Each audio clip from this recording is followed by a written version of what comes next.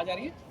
हाँ, बहुत सारे मिथ हमने अपने कल्चर के साथ जोड़कर रखे हुए हैं और हमारी संस्कृति के साथ भाई ऐसा करने से ये करना है, ये करना है, वो करना है। सबसे प्यारा आफ्टर मैरिज अगर कुछ है एंड एज ए वुमेन तो वो प्रेगनेंसी। ओके, मतलब प्रेगनेंसी से पहले आप एक लड़की हो, औरत हो, गर्ल हो, but after you conceive like you feel like a mother.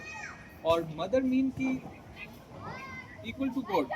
Okay, भगवान से भी ऊपर बन जाते हैं। और जब प्रेगनेंसी मीन इज लाइक आपकी सेल्फ जर्नी। ओके, उससे पहले आप सब कुछ दूसरों के बारे में सोचते रहते हो, छोटे होते हैं, बच्चे होते हैं तो अपने पेरेंट्स के बारे में, फिर शादी हुई तो हस्बैंड वाइफ ये वो है ना, बहुत सारी चीज़ों के बारे में सोचते हैं। और जब आप प्रेग्नेंट होते हो ना, that time just you think about your self कि मैं अपनी केयर कैसे करूँ, मैं अपने ध्यान कैसे रखूँ, मुझे कब सोना है, कैसे करना है।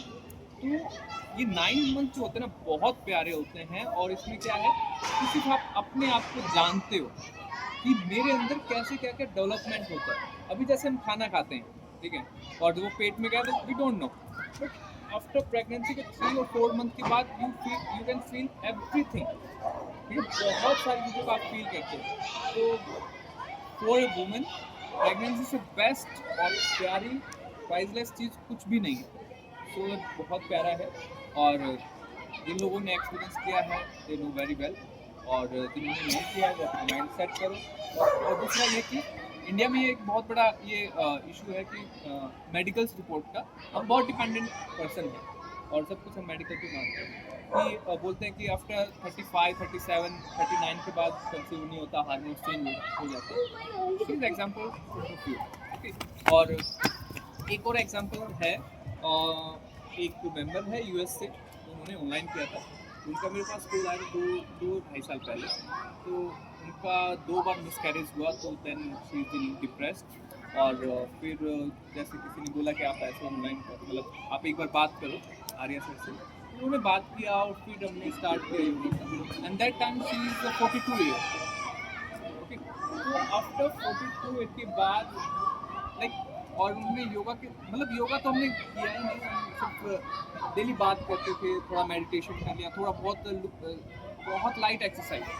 और कंसीव, और जब वो 43 के हुए तो उन्होंने बेबी को बोर्न किया। नाउ अब उसका बेबी 1 साल से 1 सवा साल का हो गया। दोनों बहुत फिट हैं, बहुत fit। तो है ना कि हम नेचर जो है ना, प्रकृति, इन्हीं सब मिरेकल हमारे साथ होते हैं। बट हमें विश्वास रखना है, फेथ रखना है अपने ऊपर। ये मिथ जो है किसने क्या बोला, सबकी लाइफस्टाइल, सबका एज, सबका फूड, सबका कल्चर, सबका डिफरेंट है कि उसने ऐसा किया तो उसको ऐसे साथ हुआ है, डजेंट मैटर। तो आप अपने आप ऊपर बिलीव करो, और ये बिलीव सिस्टम जो है वो अपने अंदर क्रिएशन करता है।